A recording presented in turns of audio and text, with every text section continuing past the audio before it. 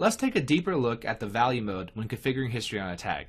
So let's say I want to put history on this level tag here. I'm going to right click, edit, go to history, and select yes, I want to log history, select my database connection, select the scan class and how often I want to log that data, and then it comes down to the deadband and the value mode setting.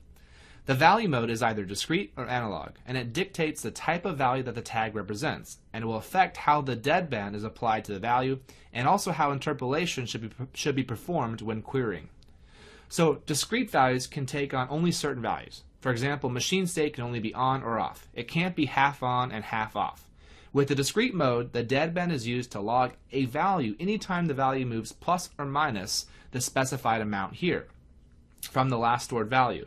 When querying the data using discrete mode, the values will not be interpolated. So it's a very simple mode here. You use those for machine states or fault conditions, any discrete values. The analog mode is a mode where the values can take on any value within a specific range. For example, a tank's level can be any number between 0 and 100. Using the analog mode, the data can be compressed.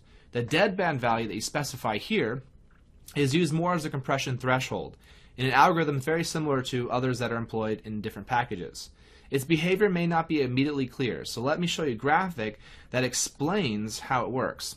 So here we can see the process in action, comparing a raw value trend to a compressed trend. The blue is a raw value trend, and the red is a compressed trend. So essentially, using that deadband, you can see that the number of data points that are logged on the red is a lot smaller than the ones logged on the raw, on the blue.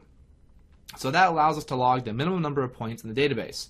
Now, of course, using this method, there is interpolation in that if I have a value here logged at this 4:28:25 seconds and a value logged up here, well, I would assume that the value in the middle at this time here would be whatever it is in the middle. So interpolation does that for you. If we had a discrete value, of course, we wouldn't do interpolation. We would just see it go from here, go over, and then go up, and then go over, and then go down. So it's a little bit different. It's more of because those only take on specific values. So analog mode does do compression and allows us to specify the deadband here as that compression threshold.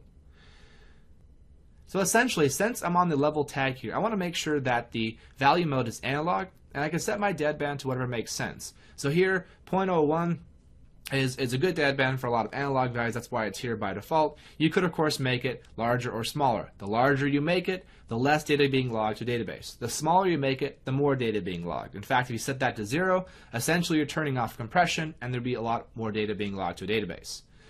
On my status tag here, I'm going to right-click, edit that tag. This is a discrete tag, so I want to make sure when I go and configure history here that I select my database connection, I select the rate, I come down here and select the discrete mode. Then the deadband is really just used to determine if I'm going to log the next value. So it's a plus or minus of that number.